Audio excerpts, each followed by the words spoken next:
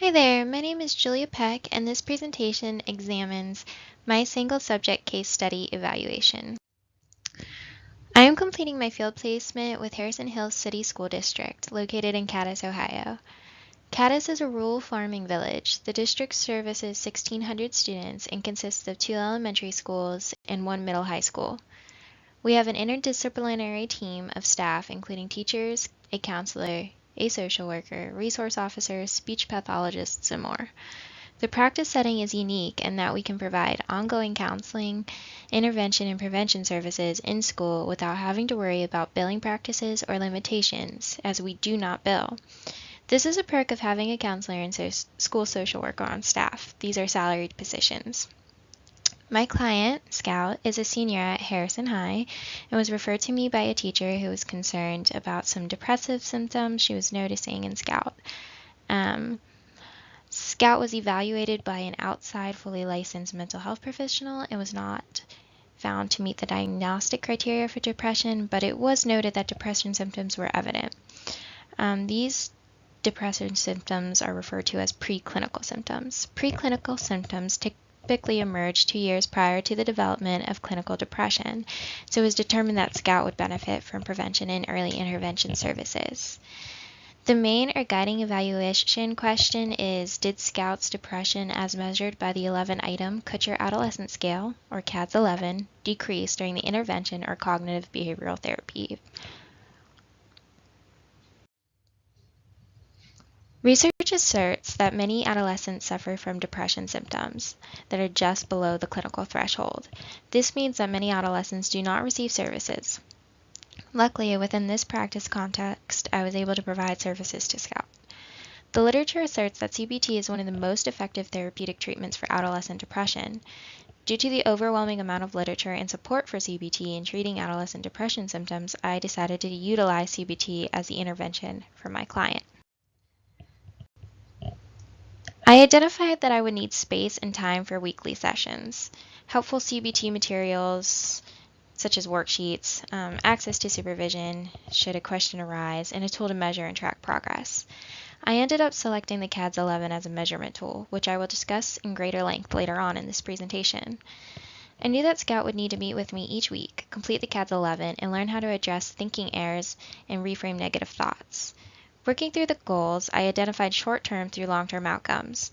The desired outcomes include increasing Scout's motivation and helping him to become comfortable with CBT techniques and skills, grade improvement, overall mood improvement, increased motivation for his future, and measurable improvement as measured by the CADS-11.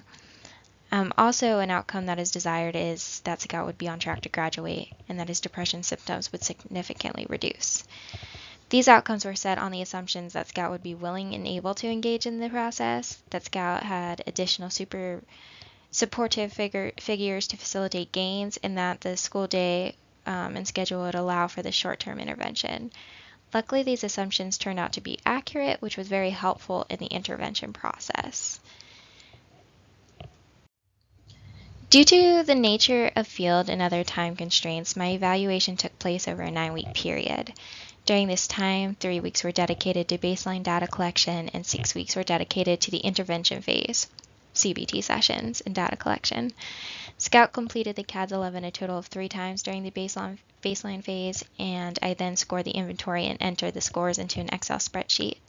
During the intervention phase, Scout completed the CADS-11 a total of 6 times. I scored the inventory and entered the scores into an Excel spreadsheet. The CADS-11 consists of 11 items. 9 of these items are associated with cognitive, emotional, and behavioral symptoms of depression, and 2 of the items seek to assess suicidality. The CADS-11 has no diagnostic scoring criteria, but the literature suggests assessing the scores relative to an individual's baseline scores, where decreasing scores indicate symptom decrease and overall improvement, and increasing scores would indicate worsening depression. This is why baseline scores are so important and crucial to this particular evaluation. Several research studies speak to the fact that the CADS-11 is a clinically appropriate scale and has been found to be consistently valid in assessing adolescent depression and depression symptoms. That being said, single case studies such as this A/B design have limited validity. There's no return to baseline data in my evaluation, which could speak to the lasting impact of intervention. This would be referred to as an ABA design. The use of a self-rating scale is open to bias, and the student may feel pressure to report improving scores, or other outside influence could be causing improvement. The fact that there was no random assignment, no control group or comparison group available is also a limitation. It doesn't allow us to compare the results. And the time constraint is the main issue I found. If I had had more time, I would have increased the baseline phase, which currently only consists of 3 points, which is, barely enough to make a visual trend. I would have also liked to include a return to baseline phase, but was unable to do so, fortunately, again, due to time constraints. As I said previously, the CADS-11 is an 11-item scale that is used to measure depression symptoms. The tool is a self-measurement tool and is quick, efficient, and easy to use. The tool avoids clinical jargon and can be completed, scored, and entered within 5 minutes. Each of the 11 items are scored utilizing a 4-point scale ranging from 0 to 3. The minimum points possible is 0, and the greatest points possible is 33. There is no specific diagnostic score ranges or criteria, which can make the interpretation slightly more difficult. However, research suggests that the scoring interpretation should be assessed relative to the client's baseline scores.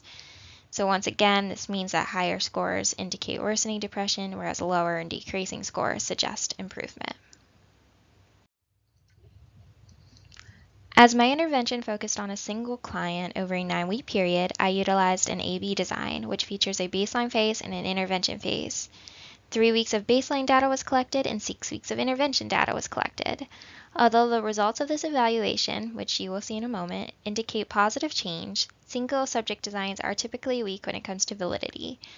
Without a comparison or control group, it is next to impossible to attribute change to the intervention, as other factors may have influenced the change. One thing I do want to mention and emphasize is that Scout's grades in academic performance improved to the point where he will likely graduate and walk with his class this May. And I find this to be additional support for the intervention. The data analysis was pretty straightforward. I collected and recorded baseline and intervention data into an Excel spreadsheet over the 9-week period so I could visually monitor change. I compared baseline and intervention data utilizing the interocular trauma test and by simply calculating the median scores for each phase. Once all data was collected and the intervention was complete, I calculated the effect size of the data utilizing 2 different methods. The first method I used is the percentage of non-overlapping data, or PND, and the second is the percentage of data exceeding the median, or PEM. Here are Scout's baseline scores. A score of 19 during collection 1, a score of 21 during collection 2, and a score of 20 during collection 3. So he's kind of up and down here, but right around in the same scoring range. This is Scout's intervention data, which you can see shows a somewhat steady decrease in scores, indicating improvement. I monitored change using a no change reference baseline median line. And here you can compare the baseline and intervention data fairly quickly using the interocular trauma test. You can see that there was a decrease in scores, which once again indicates improvement.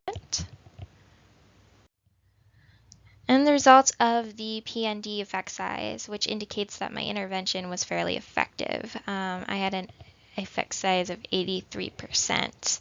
The ranges for PND are 0 through 100, where less than 50% reflects unreliable treatment and 50 to 70% reflects questionable effectiveness.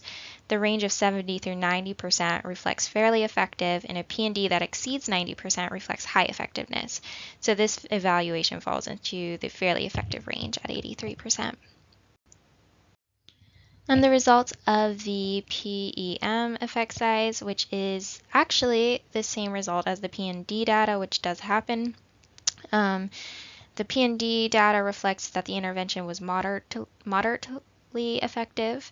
PEM scores range from 0 through 1, in which 0.9 through 1 reflects highly effective treatment, 0.7 through 0.9 reflects moderately effective treatment, and less than 0.7 reflects questionable or not effective treatment. This intervention at 0.83 indicates moderate effectiveness, so kind of a nice middle of the road score. I was dealing with the onset or preclinical symptoms, so the main goal was to alleviate the symptoms utilizing CBT. Scout scores did decrease in the results of the evaluation. That CBT is effective in alleviating and lessening symptoms are in line with the literature, which does perhaps imply effectiveness. That coupled with academic performance improvement makes me feel as though CBT was an effective method to utilize in this situation. And being in the school setting allowed me to provide services to Scout, which may not have been possible in other settings. So I guess I would want to note that this evaluation might have limited portability since it was kind of tailored to the practice context that I was in. If I were able to redo this evaluation, hindsight 2020, I think I would have wanted to increase the baseline and intervention phases and then also collect the return to baseline data. Which would change from an AB design to an ABA design. I think this would provide some more insight and help reduce some of the threats to validity. I also would have liked to add another measurement tool in addition to the CADS 11. Despite the limitations, though, and the changes that I would make in the future, the intervention appears to have been effective and positive in assisting Scout and helping to alleviate his depression symptoms. Due to this, in addition to the literature and research that I've come across during this evaluation process, I would likely utilize CBT to address issues of adolescent depression and depression symptoms in my professional practice. Thank you for taking the time to listen to my evaluation. Here are the references I used throughout my evaluation.